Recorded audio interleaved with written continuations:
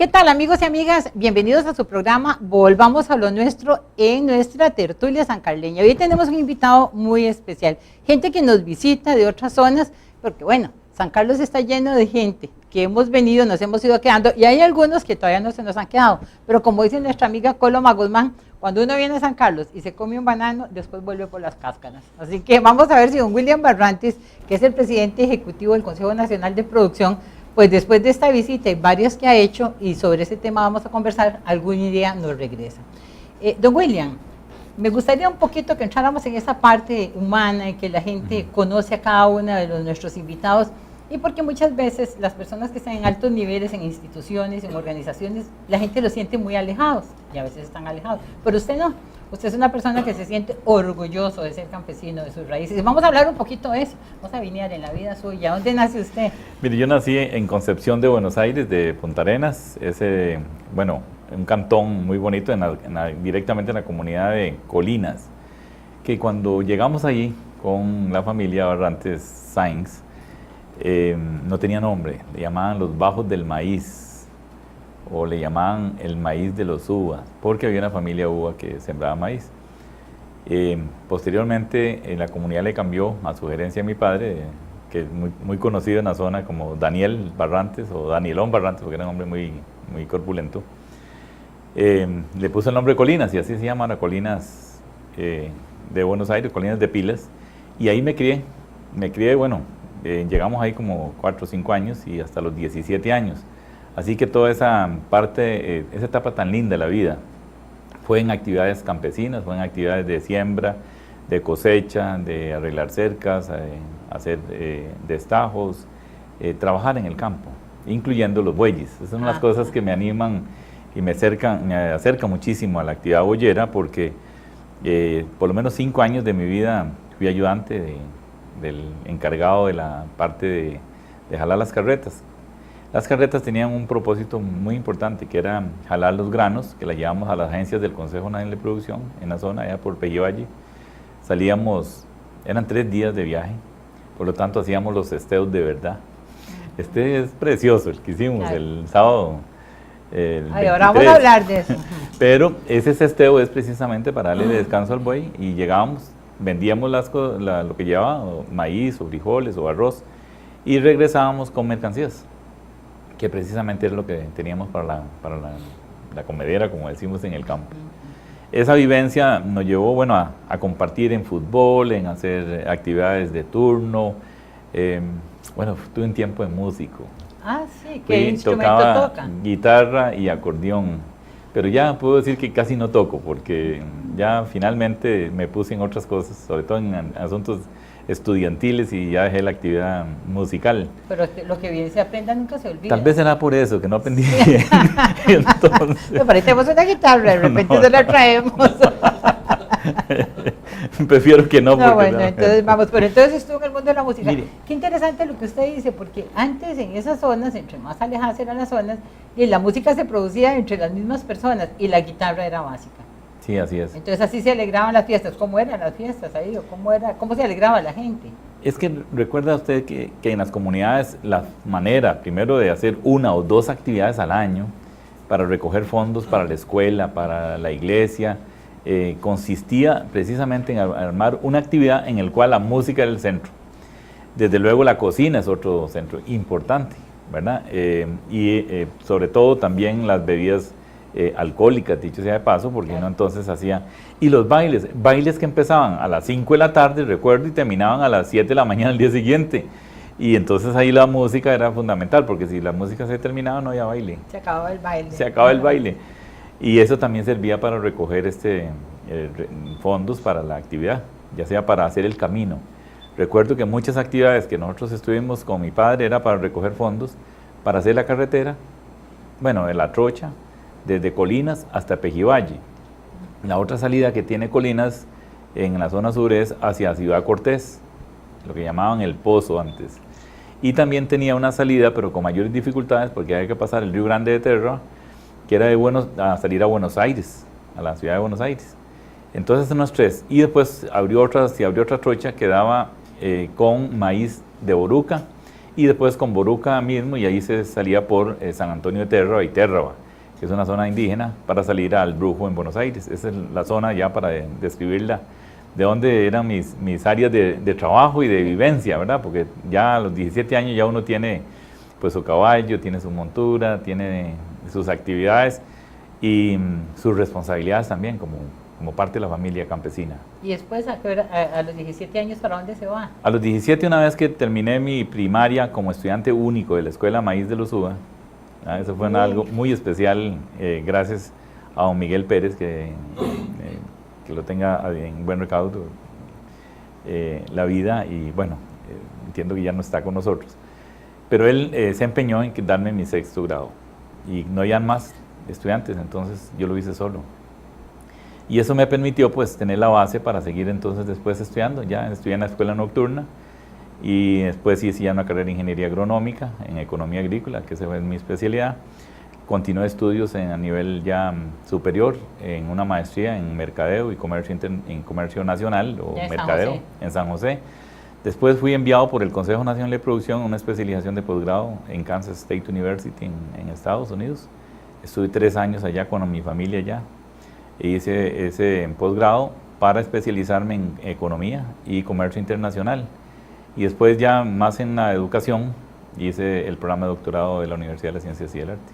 Qué belleza. Yo me imagino los amigos y amigas que nos están acompañando, qué contentos y qué orgullosos se pueden sentir de que un costarricense nos hable de cómo en este país se puede, desde los lugares más alejados y en las circunstancias más difíciles, no digo que económicas, pero muchas veces de lejanía, como cuando uno quiere poder irse superando. Primero, que usted pudiera sacar ese 6º grado siendo el único alumno. O sea, eso solo en Costa Rica ocurre. Sí. Bueno, tal vez en otras partes, pero nosotros estamos muy orgullosos de nuestro sistema educativo. Y fue por iniciativa del mismo maestro, el maestro unidocente, que apenas daba 1º y 2º grado en la escuela. Dicho sea de paso, mi padre se empeñó en que yo fuera a Pérez Celedón a la 12 de marzo, hacer el 4º, 5º y 6º, decía él, pero yo me le rebelé en el último y confieso que no estaba en lo cierto. Él tenía razón, había que sacar el 6º grado. Claro, y entonces don Miguel hizo esa gestión ante el ministerio, logró la autorización, hizo más de lo que realmente estaba llamado a hacer como funcionario público, porque era pagado por el Ministerio de Educación. Él hizo la solicitud y agarramos las tardes. Después de trabajar en la finca, yo iba a la escuela y él me daba los programas de 6º grado y hice los exámenes y los gané, y consecuentemente me dieron el título. Muy orgulloso de tener ese 6º grado de la Escuela Maíz de los Uvas en Colinas, bonito, de Pilas. Qué bonito. Oiga, y para este señor, para don Miguel también, qué orgullo a través de los años ver lo que usted llegó a hacer, lo que usted hizo en estudios y lo que usted logró realmente hacer. Bueno, definitivamente esa es parte de esta Costa Rica tan especial que tenemos y la gente tan especial. Quería hablarle un momentito acerca de su papá. Es que su papá siempre fue muy conocido. Cuando yo escuchaba hablar de él, era una persona que estuvo metida en la política, pero sí, también que él era desde el que anunciaba las fiestas, hacía el escándalo.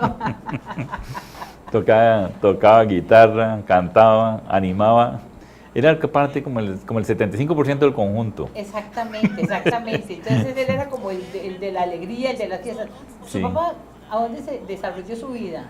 Bueno, papá nació en San Ramón, hijo de los barrantes ramonenses, ¿verdad? Que una rama se fue para la zona de Nicoya o Jancha, y una parte salió para el sur. Papá salió para el sur en los años finales de la década de los 40, y allá comenzó a desarrollar una finquita, una abra, como diría Fabián Dobles, en el sitio de las abras. Hizo una abra ya cuando eran las tierras baldías, y ahí empezó a hacer su trabajo comunal, porque papá trabajaba más para la comunidad, yo diría un 60-40, 60 para la comunidad y un 40% para mantener la familia, lo cual también era a veces motivo de conflicto con mamá, porque él era de la junta administradora de la escuela, de la iglesia, bueno, en la misma finca se crió la escuela.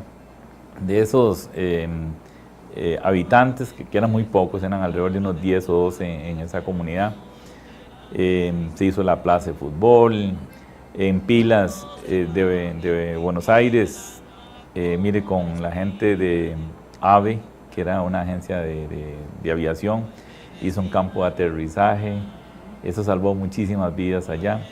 Y eso lo llevó a plantearse en esos años, en los 50 y 60, hasta que accidentalmente me parece que llegó a la Asamblea Legislativa, porque él fue llamado en una asamblea, bueno, fue del Cantón de Buenos Aires, después fue la provincial, y fue delegado en el Partido Liberación Nacional como miembro de la Asamblea Plenaria, y ahí, como siempre se hacen trifulcas para asignar los puestos de elección popular,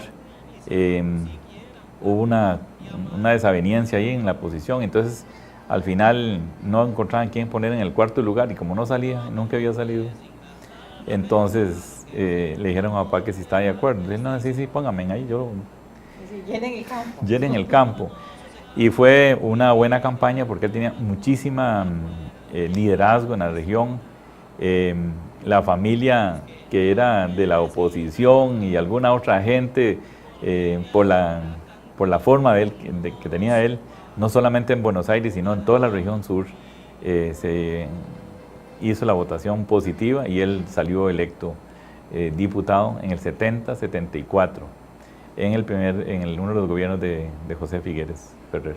Y a la postre, y ya resumida, en forma resumida, esa experiencia de su papá como diputado, ¿cómo la enfocaba él? ¿Fue interesante, fue frustrante, fue positiva?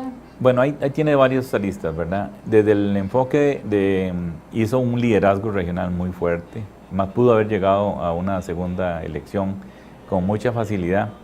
Sin embargo, no lo intentó, o lo intentó con don Luis Alberto, pero habían ahí obstáculos que no pudo resolver.